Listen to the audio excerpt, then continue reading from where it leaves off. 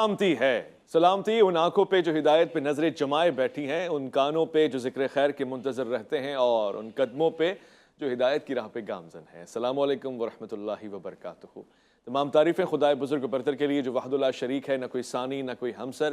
درود لامحدود محبوب رب الوجود، راحت العاشقین مراد المشتاقین، حضرت محمد مصطفیٰ، آپ کی آل پاک، آپ کے جانثار انصار اور اصحاب پر۔ ضمن آپ دیکھ رہے ہیں الف لام میم۔ میں آپ کا میزبان محمد اویس ربانی تہہ دل سے آپ کو کہتا ہوں خوش آمدید۔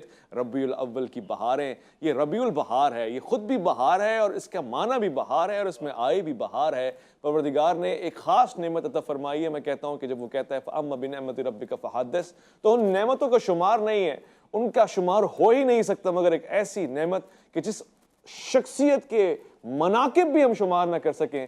چاہتے ہیں کہ رب الاول میں، خاص طور سے الف لام میم میں، ان کی خصوصیات، ان کی ولادت باسعادت کے وہ پر انوار مواقع، اور خاص طور سے آپ کی شخصیت، آپ کا کردار، آپ کا تحمل، آپ کا ضبط، آپ کا سخن، آپ کی برداشت، گفتار، اللہ اکبر، چہرہ ہے کہ انوار دو عالم کا صحیفہ، آنکھیں ہیں کہ بحرین تقدس کا نگی ہے، ماتھا ہے کہ وحدت کی تجلی کا ورق ہے۔ آج میں چاہتا ہوں کہ حضور کی شخصیت پہ اسی انداز سے ہم لوگ اپنی محبتوں کا اظہار کریں۔ آج کی اس بزم میں تشریف فرمائیں، بہت ہی پیارے گفتگو کا ایک خوبصورت ترجمہ بن کے پیش آتے ہیں۔ جب بھی پروگرام کی بات ہوتی ہے مجھے بڑی خوشی اور اطمینان ہوتا ہے۔ رسالت مآب صلی اللہ علیہ وآلہ وسلم کے اوصاف، آپ کے مناقب بیان کرنے ہو تو ہمارے ساتھ تشریف فرمائیں مفتی وسیم بندگی۔ السلام علیکم ورحمۃ اللہ۔ وعلیکم السلام ورحمۃ اللہ وبرکاتہ۔ میں آج کے اس پروگرام میں خوش آمدید کرنا چاہتا ہوں اپنے دوسرے مہمان کو۔ بہت ہی تحمل کے ساتھ، دھیمے لہجے کے ساتھ میٹھی گفتگو فرماتے ہیں اور یقیناً فضائل و مناقب رحمت للعالمین صلی اللہ علیہ وآلہ وسلم ہمارے سامنے پیش فرمائیں گے، علامہ حافظ سجاد علی زہرائی۔ السلام علیکم ورحمۃ اللہ۔ وعلیکم السلام۔ اور میں خوش آمدید کہوں گا اور اس کے ساتھ ہی ان سے درخواست کروں گا کہ پروگرام کا آغاز بھی اسی شخصیت سے ہو کہ جو خاتم الانبیاء ہیں، رحمت للعالمین ہیں۔ گویا پروردگار نے ان کو وہ مرتبہ عطا فرمایا جو اس سے پہلے کسی کو نہیں حاصل۔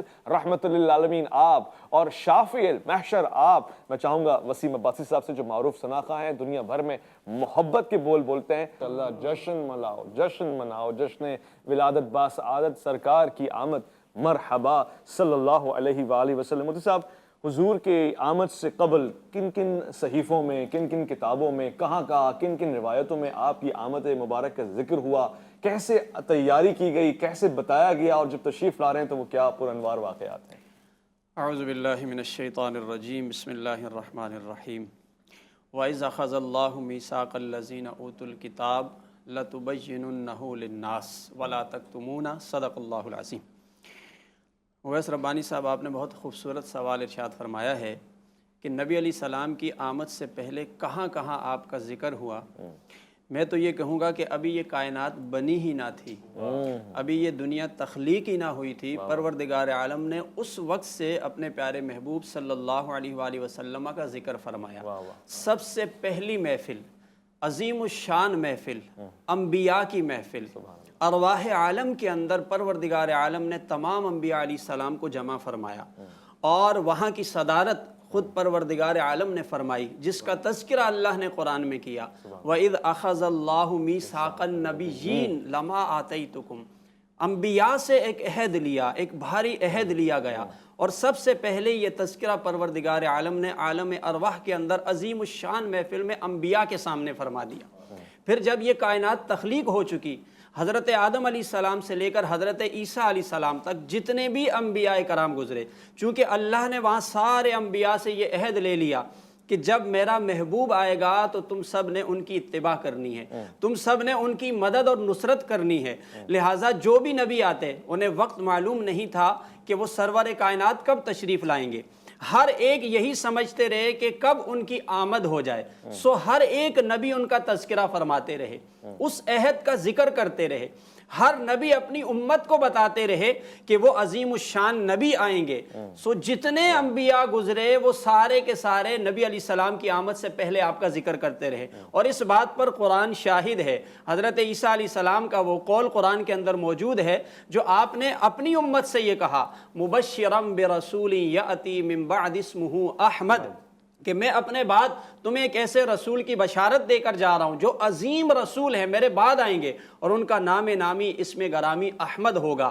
اور یہاں پر میں ایک سمجھانے کے لیے ایک بات عرض کروں، یہ بالکل اگر آپ ڈیپ میں جا کر دیکھیں تو ایک ایسا منظر ہے کہ جس طرح آپ کوئی جلسہ منعقد کرتے ہیں نا، کوئی محفل سجاتے ہیں اور اسٹیج پر کسی کو آپ چیف گیسٹ کے طور پر مدعو کرتے ہیں، تو ہوتا یہ ہے کہ چیف گیسٹ سے پہلے ہر ایک آتا ہے، اپنا اپنا مدعا بیان کرتا ہے، لیکن ساتھ ہی یہ کہتا ہے کہ ابھی جو خصوصی خطاب ہونے والا ہے، آج کے ہمارے جو مہمان خصوصی ہیں، چیف گیسٹ ہیں، وہ ابھی بعد میں آئیں گے۔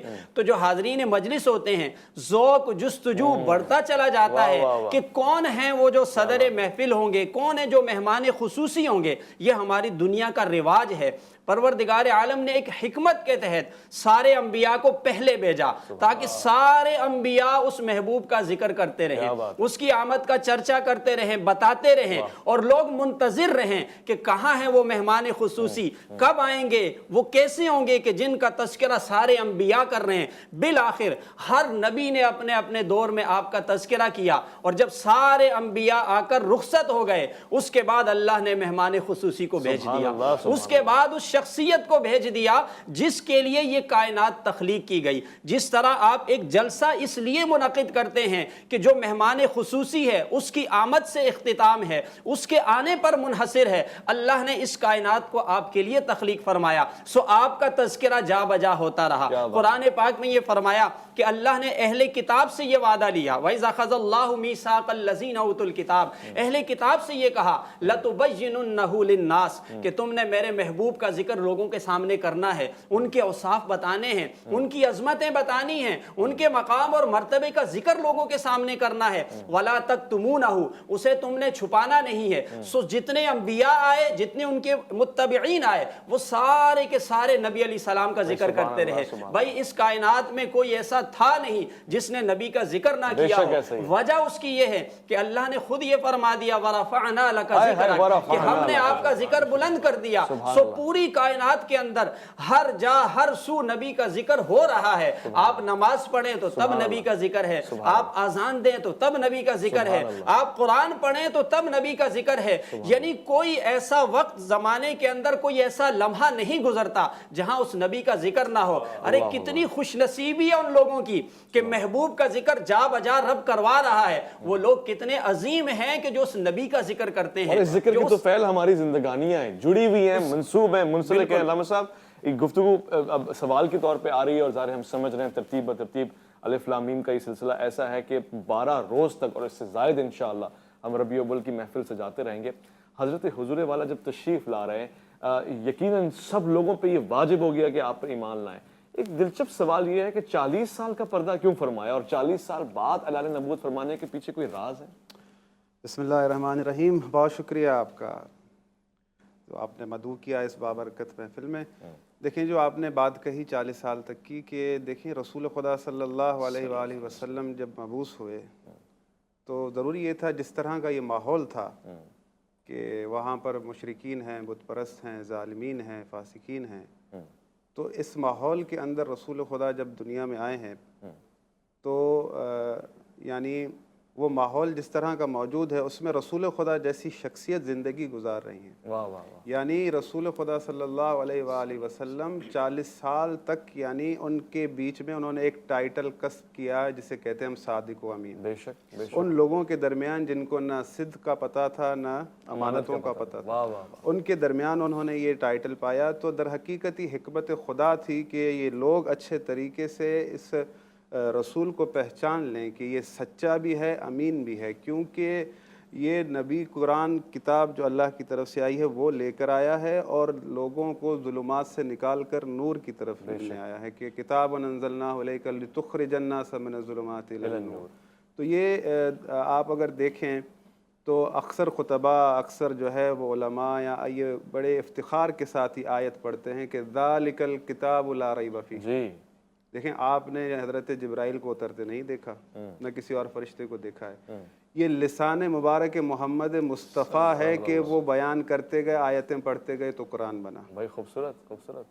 یعنی رسول خدا صلی اللہ علیہ وآلہ وسلم جس طرح قرآن लारैब है, इसी तरह वो खुद लारैब है। जो लारैब किताब की जो है बयान कर रहा है, आयतें पढ़ रहे हैं, तो वो कुरान बना है, सिमटा है, तो पूरी किताब अल्लाह की तरफ से आई है। तो जैसा कि मैंने कहा, हमने तो नहीं देखा जिब्राइल को, ना उस वक्त लोगों ने देखा था, लेकिन हमें अल्लाह रब्बुल आलमीन ने ऐसा सादिक और अमीन नबी दिया था, और ये किताब उसके लिसान मुबारक से जारी हुई, जो क़यामत तक ये किताब मौजूदा है। वो लारैब रहेगी, लारैब रहेगी। आपका अमल लारैब, आपकी शख्सियत लारैब, आपका किरदार लारैब, और यकीनन अल्लाह रब्बुल इज़्ज़त ने बनाया ही आपको लारैब है, आपकी मिसल नहीं।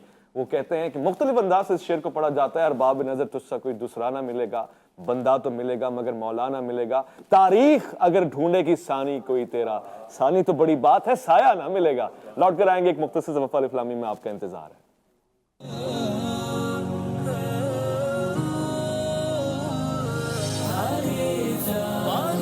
बिल्कुल ऐसे ही ये रबीउल अव्वल की बहारें हैं, और जश्न विलादत हम ना मनाएं, हमारा तो मुल्क का परचम भी लहरा लहरा के बताता है कि मोहब्बत रिसालत माफ़ सल्लल्लाहु अलैहि वसल्लम ही ज़िंदगानी का नाम है। और ये जान उसमें आती ही उस ज़िक्र से है कि जिसके लिए हम कहते हैं कि पाकिस्तान का मतलब क्या, पूरा कलमा ला इलाहा इल्लल्लाह मुहम्मदुर रसूलुल्लाह सल्लल्लाहु अलैहि वसल्लम। ये रियासत का ख्वाब, ये तसव्वुर हमें आका के कदमों में पड़े रहने से मिलता है, और आका की शफ़क़तों में, रहमतों में और ख़ास इनायतों में से ये इनायत है, ये मुल्क जिसे हम पाकिस्तान कहते हैं। अलबत्ता दुनिया भर में ये प्रोग्राम देखा जा रहा है, मैं जानता हूँ कि इसको अमीरात में, खलीजी ममालिक में, यूरोप में, अमेरिका में, ऑस्ट्रेलिया में, जहाँ जहाँ बैठे हुए लोग हैं, देखिए रहमतों का जिक्र है, और हमारा तारुफ यही है कि हम रहमतुल आलमीन के उस शाख हैं, चाहने वाले हैं। लिहाजा रहमतें आम कीजिए। जो रहमतुल आलमीन का उम्मती होगा, उसकी शख्सियत में रहमत ना हो लोगों के लिए, कैसे हो सकता है? वो लोगों के लिए जहमत का बाइस बने, ये कैसे हो सकता है? लिहाजा जहाँ जहाँ महफिलों का इनकाद हो रहा है, लोगों का ख्याल रखते हुए, अवामुन नास के लिए आसानियाँ पैदा करते हुए इस जश्न में शामिल हो जाइए। देखिए कि मरीज़ों को तकलीफ़ ना पहुँचे, बुज़ुर्गों के लिए राहत का सामान रहे, जहमत ना हो, और बच्चों को भी शामिल करें कि इन इबादतों से सीखते सीखते वो बड़े होते हैं, और फिर उनके अंदर जोश मारती है मोहब्बत रसूलत माफ़ सल्लल्लाहु अलैहि वसल्लम, आपकी आल, आपके असहाब की। अल्लामा साहब, आपसे गुफ्तगू हो रही थी, और आप कुरान के हाफिज़ भी हैं माशाल्लाह, आप रिवायात और तवातुर के साथ आयात पेश फरमा रहे थे। ये ज़रा मुझे समझाइए कि जैसे कि मुफ्ती साहब ने फरमाया, जो लास्ट एपिसोड है, चीफ गेस्ट आ रहे हैं, तो चीफ गेस्ट के लिए कितने सारे सहीफ़े, कितनी रिवायतें आ चुकी हैं, मगर ख़ानदान का इंतखाब अल्लाह के रसूल के लिए ख़ास फरमाया। यानी एक तो सरज़मीन अरब की, फिर उसमें से कुरैश, फिर कुरैश में से बनी हाशिम, इसमें क्या फ़जीलत है? देखें, इमाम अल-अंबिया हज़रत इब्राहीम अलैहिस्सलातु वस्सलाम जब काबे की तामीर फरमा रहे थे, तो उस वक्त उन्होंने दुआ की, रब्बना तक़ब्बल मिन्ना इन्नका अंतस समीउल अलीम। फिर फरमाया, रब्बना वजअलना मुस्लिमैनि लक व मिन ज़ुर्रिय्यतिना उम्मतन मुस्लिमतन लक व अरिना मनासिकना व तुब अलैना इन्नका अंतत तव्वाबुर रहीम। यानी हज़रत इब्राहीम ने काबे की तामीर के वक्त अल्लाह से ये दुआ की कि ये जो तेरा घर हमने बनाया है, हमारी ये यानी रहमतें कबूल फरमा, और हमारी ज़ुर्रियत में मुसलमान जमात रख, और अल्लाह से दरख्वास्त की कि ये आखिरी नबी मेरी ज़ुर्रियत में से आए। सुभान अल्लाह। यानी हज़रत इब्राहीम ने उसी वक्त ये फ़ैसला दे दिया, दुआ की कि मेरी ज़ुर्रियत में जो मुसलमान जमात रख, उसमें से नबी मबूस की हो। यानी हज़रत इब्राहीम उस वक्त भी जानते थे कि नबी जिस जमात में से आएंगे वो मुसलमान ही हो सकती है, पाक व पाकीज़ा शजरा हो सकता है। तो फिर रब्बना वबअस फ़ीहिम रसूलन मिनहुम यतलू अलैहिम आयातिही व युज़क्कीहिम व युअल्लिमुहुमुल किताब, ये सारी आपने सुनी है आयतें। तो वो लोगों का तज़किया नफ्स करे, ये तमाम चीज़ें। लेकिन जब रसूल खुदा की विलादत हो चुकी, रसूल खुदा मबूस हो चुके, ऐलान कर दिया, अब यहाँ पर देखें कि कुरान ये कहता है कि वइज़ क़ाला वइज़ा क़ील लहुम तआलू वइज़ा क़ील लहुम तआलू इला मा अंज़लल्लाहु व इलर रसूल क़ालू हस्बुना मा वजदना अलैहि आबाना।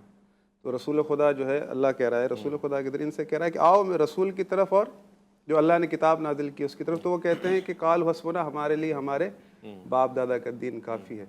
तो फिर आगे आयत कहती है, आवलो कान आबाहुम ला याकिलून शैअन वला यहतदून, उनके जो अजदाद थे ना ही हिदायत पर थे, ना ही उनके पास अक्ल थी। दूसरी आयत कहती है ना ही वो हिदायत वाले थे, ना ही उनके पास इल्म था। अब ये कौन आयत पढ़ रहा है? मोहम्मद, ज़ात मोहम्मद मुस्तफ़ा, किसके सामने? मुशरिकीन मक्का के सामने।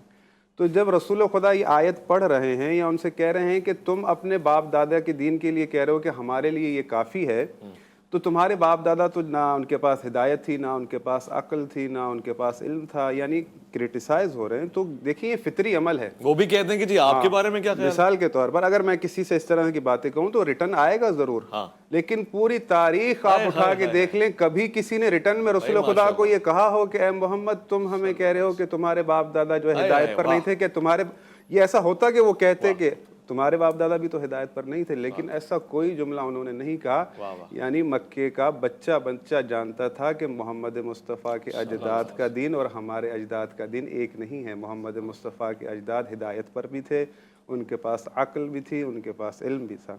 تو ایسی پاکیدہ کیونکہ اللہ جانتا ہے کہ اگر میرا محمد اس طرح سے کہے گا تو اسے اس طرح کا جواب آئے گا، اللہ جانتا ہے۔ لیکن جس گھرانے میں رسول خدا کو خداوند متعال نے مبعوث کیا، یعنی دین ابراہیم پر چلنے والے پاک و پاکیزہ حضرت ابو طالب علیہ الصلوۃ والسلام، دین ابراہیم کے آخری امام، اور ان کی یعنی ذمہ داری دی کفالت کی حضرت ابو طالب علیہ الصلوۃ والسلام کے لیے۔ تو جب وہ مبعوث ہوئے ہیں، آپ اٹھا کے یعنی متولد ہوئے ہیں، تو آپ دیکھ لیں کہ حضرت عبد المطلب نے کس قدر شاندار جو ہے ان کی پیدائش پر خوشی کا اظہار کیا، کس قدر یعنی وہ سفرہ انہوں نے لگایا ہے، ان کا ولیمہ ہوا ہے، اور اہل مکہ کو بلایا گیا ہے، کھانا کھلایا گیا ہے۔ حضرت ابو طالب علیہ الصلوۃ والسلام لوگوں کو کھانا کھلا رہے ہیں، صفیں لگی ہیں۔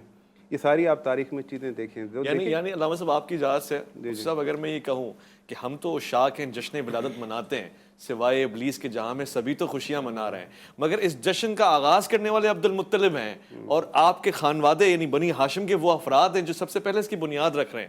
تو یہ بہت اچھا اور عمدہ انتخاب نہیں ہے اللہ کے رسول کے لیے؟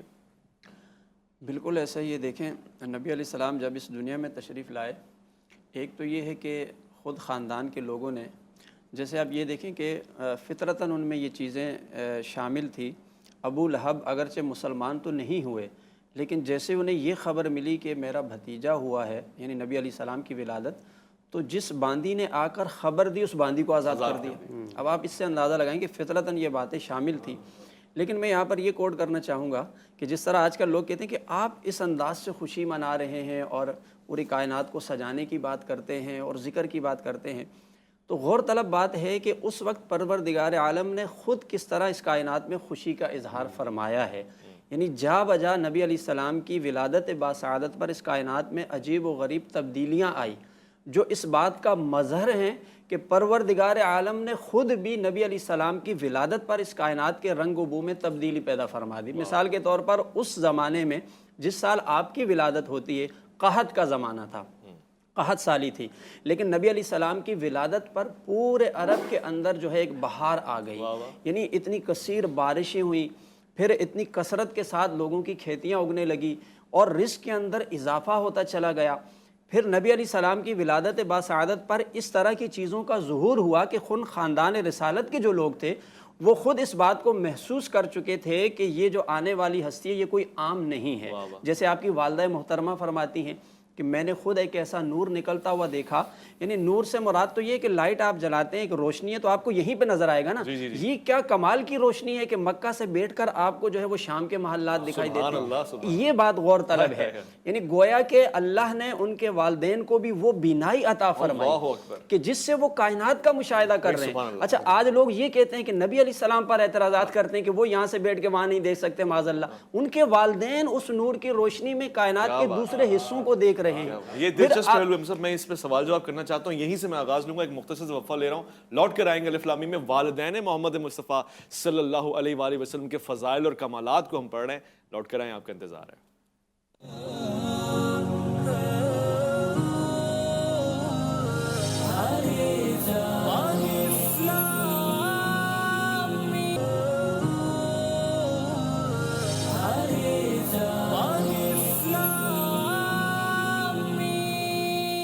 سورج تیری راہ میں بھٹکتا ہوا جگنو، مہتاب تیرا ریزہ نقش کف پا ہے، تلمیح شب قدر تیرا آنکھ سے تبسم، نوروز تیرا حسن گریبان قبا ہے، صلی اللہ علیہ وآلہ وسلم۔ والدین مصطفیٰ پہ جو آپ گفتگو فرما رہے تھے، ایسے دل میرا سلام پیش کر رہا تھا۔ جناب حلیمہ سعدیہ کے حوالے سے ہم کتنا اطمینان کے ساتھ گن گاتے ہیں ان کے، اور ان کا کام بھی ایسا ہے، مگر جناب آمنہ، جناب حضرت عبداللہ، جناب حضرت ابو طالب، عبد المطلب، ان لوگوں کے حوالے سے گفتگو ہونی چاہیے۔ جی ہاں بالکل، میں یہی عرض کر رہا تھا کہ آپ یہ دیکھیں کہ ولادت باسعادت کے اوپر جب ایک ایسا نور پھیلتا ہے، اور آپ کی والدہ فرماتی ہیں کہ شام کے محلات دیکھتی ہوں، نہ صرف وہ دیکھ رہی ہیں بلکہ ان کے ساتھ حضرت شفا موجود ہیں جو کہ ولادت کے وقت کی دایا کہلاتی ہیں، وہ بھی فرماتی ہیں، ان کا بیان ہے کہ صرف حضرت آمنہ نے نہیں، میں نے بھی شام کے محلات کا نظارہ کیا۔ پھر آپ اسی موقع پر یہ دیکھیں کہ جناب عبد المطلب خانہ کعبہ کے اندر موجود ہیں، مستند روایات ہیں، آپ فرماتے ہیں کہ جس وقت انہیں اس وقت خبر نہیں تھی کہ یہاں ولادت ہو چکی، لیکن وہاں انہیں ایک نشانی ملتی ہے، اطلاع بعد میں پہنچتی ہے، جب انہیں یہ خبر ملتی ہے کہ آپ کے ہاں ایک پوتا ہوا ہے، اس سے پہلے انہوں نے دیکھا کہ کعبۃ اللہ میں جو بت رکھے ہوئے ہیں وہ سارے منہ کے بل گر پڑتے ہیں۔ یہ عام نظارے نہیں ہیں، یہ عام آنکھ نہیں دیکھ سکتی ہے، اس کے پیچھے بھی ایک قوت چاہیے ہوتی ہے۔ پھر آپ یہ دیکھیں کہ جناب حضرت حلیمہ سعدیہ جب لے جاتی ہیں حضور کو جو ہے وہ دودھ پلانے کے لیے، تو وہاں بڑے عجیب و غریب واقعات پیش آتے ہیں۔ ان میں ایک شق صدر کا واقعہ آتا ہے، یعنی سینہ چاک کیا جاتا ہے، وہ لوگ گھبرا جاتے ہیں، وہ کہتے ہیں کہ شاید جو ہے ان پر کوئی آسیب وغیرہ ہے، جو انسانی طبیعت کے مطابق انہوں نے سوچا۔ لیکن جب آپ کی والدہ ماجدہ کے پاس لے کر آئے، آپ نے کہا بڑے شوق سے لے گئے تھے تو جلدی کیوں واپسی ہو گئی؟ تو انہوں نے کہا ہمیں لگتا ہے آپ کے بیٹے پر سایہ ہے۔ تو آپ کی والدہ مکمل اطمینان رکھنے والی خاتون ہیں، آپ دیکھیں ان کا ایمان دیکھیں آپ، وہ فرماتی ہیں ایسا کبھی نہیں ہو سکتا ہے کہ میرے بیٹے پر سایہ ہو، تم نے جو کچھ دیکھا ہے ما فوق الفطرت دیکھا ہے، لیکن تمہیں نہیں پتا ہے کہ میرے بیٹے کی بڑی شان ہے۔ گویا کہ یہ نشانیاں، یہ علامات پہلے سے ظہور پذیر ہو چکی ہیں، جو اس بات کی نشاندہی کرتی ہیں کہ ان کے والدین کتنا مطمئن تھے، ان کا گھرانہ کتنا مطمئن تھا۔ حضرت عبد المطلب کے بارے میں آتا ہے، چونکہ ان کے 10 بیٹے تھے، 10 بیٹے تھے اور وہ اپنے علاقے کے سردار تھے مکہ کے۔ جب ان کی وفات ہوئی تھی تو پورا مکہ شہر کئی دنوں تک بند رہا تھا، تجارت نہیں ہوئی تھی، ان کا اتنا اثر رسوخ تھا، ان کا رعب اور دبدبہ یہ تھا کہ وہ کعبۃ اللہ کے سائے میں جہاں بیٹھتے تھے ان کی مسند لگتی تھی، تو ان کے بیٹوں میں سے بھی کسی بیٹے کو جرت نہیں ہوتی تھی کہ مسند کے قریب تک چلا جائے۔ ذرا آپ تبدیلی دیکھیں، حضرت محمد مصطفیٰ صلی اللہ علیہ وسلم، آپ بچے ہیں لیکن آپ جاتے تھے اور بغیر کسی جھجک کے اس مسند پر بیٹھ جاتے تھے، تو جو ان کے بیٹے یعنی حضور علیہ السلام کے چچا دیکھتے تھے تو انہیں بھی تھوڑا ڈر اور خوف محسوس ہوتا تھا کہ یہ کیا ہو گیا۔ تو جناب عبد المطلب فرمایا کرتے تھے کہ میرے اس بیٹے کو نہیں روکنا، یعنی جس مسند کے قریب کوئی نہیں جاتا تھا آپ کو اس وقت پتا تھا، فرماتے تھے اس کی بڑی شان ہے، آپ اس کو اپنے پاس بٹھایا کرتے تھے۔ جناب ابو طالب کا واقعہ مشہور ہے، جب قحط پڑ گیا تو لوگوں نے آپ سے آ کر کہا کہ جناب اسماعیل کی اولاد کے گھرانے کے ہیں آپ چلیں دعا کریں، تو آپ نے حضرت محمد مصطفیٰ صلی اللہ علیہ وسلم کو ساتھ میں پکڑا۔ یہ پورا گھرانہ ان سے کتنا مطمئن، آپ دیکھیں نبی علیہ السلام کو ساتھ لے کر جاتے ہیں، بچے ہیں لیکن ان کو کعبۃ اللہ کی دیوار کے ساتھ بٹھاتے ہیں، کہتے ہیں یہ دعا کریں گے نا، اشارہ کریں گے تب بارش نازل ہوگی۔ اور جناب آقا علیہ السلام جب اپنی انگلی مبارک سے اشارہ کرتے ہیں، جس سمت آپ کا ہاتھ جاتا ہے وہیں سے کالی گھٹائیں آ جاتی ہیں، بارش کا نزول شروع ہوتا ہے۔ یہ پورا گھرانہ نبی علیہ السلام کے یعنی نبی ہونے پر مطمئن تھا جب ہی ان کی یہ حالت تھی۔ ماشاءاللہ، یہ ہاتھ یہ کونین کی تقدیر کے اوراق، یہ پاؤں یہ مہتاب کی کرنوں کے معبد۔ وسیم بھائی سے گزارش کروں گا کہ پروگرام کا اختتام ہوتا جاتا ہے، میں حافظ صاحب کا شکر گزار ہوں کہ آپ تشریف لے کر آئے، میں مفتی صاحب کا شکر گزار ہوں، وسیم بھائی کے اس کلام کے ساتھ ہم رخصت لیں گے، اور خواہش ہے کہ اس کلام میں جس طرح سے ان کا انداز ہے، پورے عشاق کی یہ ترجمانی فرماتے ہیں، وہی انداز باقی اور جاری رہے گا انشاءاللہ۔